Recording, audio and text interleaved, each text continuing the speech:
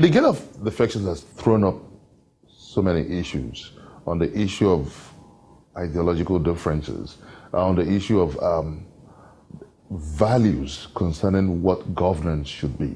Because we have seen some people defect based on the allegations that the federal government has not been able to address the widespread killings in the country.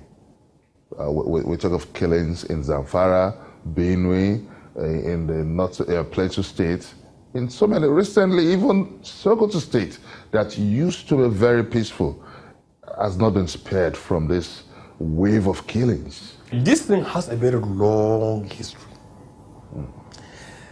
At any point in time, there was one part of the country or the other that was passing through one form of communal or militia or intertribal crisis or the other.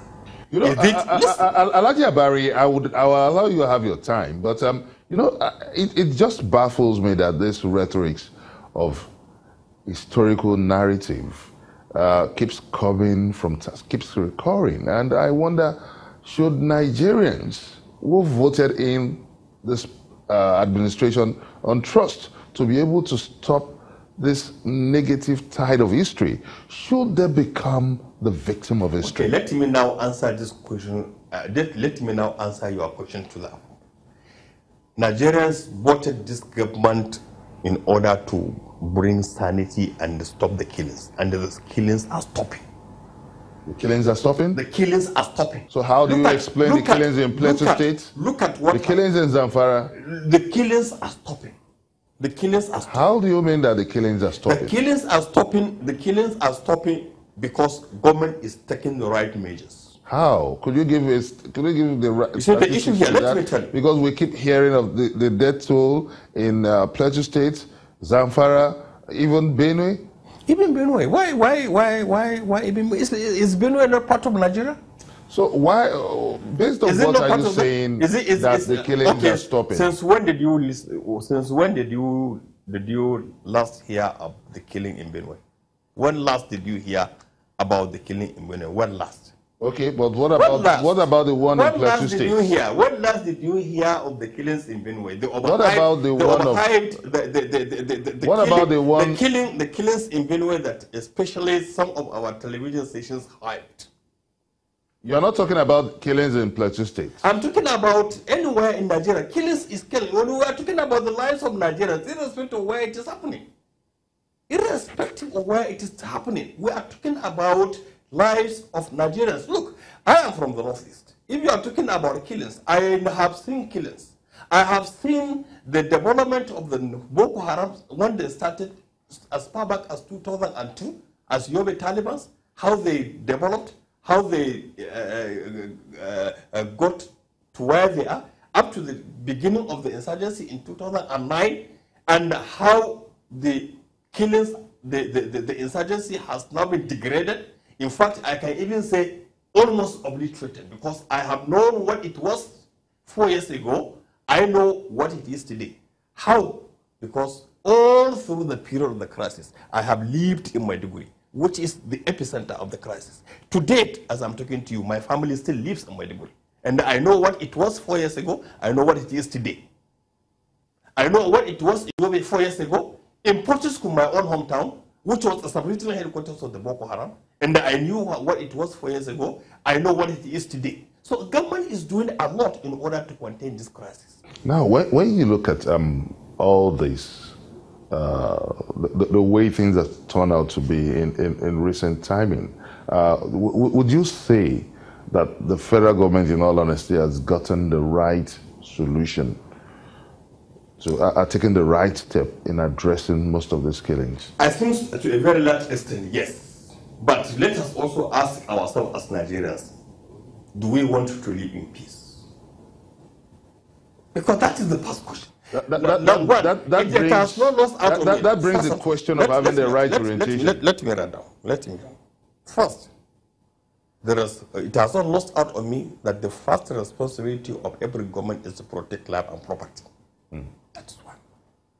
Government can protect life and property to the extent to which it is able to get the cooperation of citizens. The citizens themselves must want to live in peace. Unless unless you want to do unto me what I would also want to do unto you.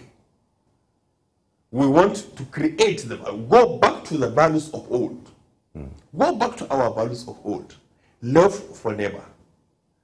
Love for neighbor. Love for self. Bringing up our children properly so that, because what we are seeing these days are parents who no longer parent. Now, when you look at by the time we as citizens commit ourselves to peaceful coexistence, it makes easy for government to protect life and property. And now, this brings me to the issue of the relationship between peace and security. I think it is peace in the first instance that brings about security, and not the other way around. We are conducting an interview here. We may decide to lock the door. We lock the gate to the place. We bring in a security man with a gun to if we have a dog, an assassin dog, we unleash it there. Let's come back to the issue of the youth now. At an international forum, the president gave an incontrovertible fact, which he presented at the forum, about the statistics concerning Nigerian youth, which is about 60% of the Nigerian population. Now, when you look at this fact, you begin to wonder if there can't be any kind of violence without the youth. Do you think the 60% of Nigeria's population that are youth have the right orientation about shunning violence during elections? Yeah, that's okay, but not all the 60% of Nigerian youth are prone to violence. Not all the 60%. Now you also must have to agree. But we also, when we look at it from the reverse point of view, you would agree with me that almost all cases of violence are being dominated by the youth. Yeah, instigated by the elders. Yeah, but the youth are the major actors. There is a flip side of it. There is a flip side of it. Instigated by the elders. But if you can lock up the activation, if you can deactivate the role of the youth, the elders themselves cannot carry the guns. Now, let me tell you. I have just finished talking to you about situations where parents no longer parent, where our values have collapsed, where the environment is changing, and it's changing so dramatically, because we are in an internet age, we are in the age of communication and technological breakthrough. Most of this, our youth are always there on the social media. You meet them on Twitter, you meet them on Instagram, you are there on WhatsApp, they are on to go, they are, receiving information, from all over the world, most of which actually has no direct bearing to their own environment. Such information is being swallowed hook, line, and sinker. And of course, it has a telling effect, on their culture, on their tradition, even on the understanding of the environment in which they live. So that is why I'm saying that we have a very important role to play as an agency of government that is charged with the responsibility for orientation. But then, we cannot do that alone without the parents of the children themselves. When you look at the attitude of the youth now, you look at the issue of financial inducement, which was largely reported in the last elections, and the level of the economy, poverty, and the widespread unemployment in the country. Do you think there is a connection between these two? There are people who take money from the politicians and they vote according to their conscience.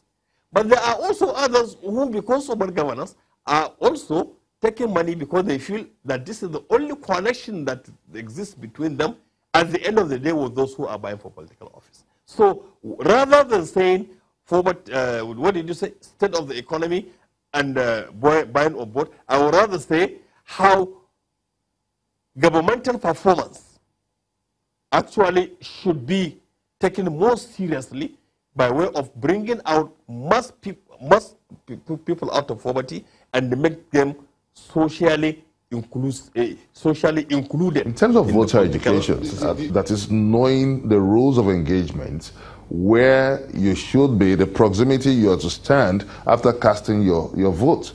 Do you think Nigerians have enough enlightenment on this? I don't think the public has enough enlightenment on that, because it gives me a lot of worry. And that is why 2 weeks before the elections in Ekiti, the National Orientation Agency convened a broad-based round table with civil society organizations that are working in the Ekiti elections. Basically, to send out messages of voters to conduct themselves in a manner that will not compromise the election, in a manner that they will not put themselves also in danger, and therefore fall foul of the law, for which they can get apprehended and perhaps be prosecuted. Before we wind down on this conversation now, just in one word now, what would you like to tell Nigerians as we move closer to the 2019 elections?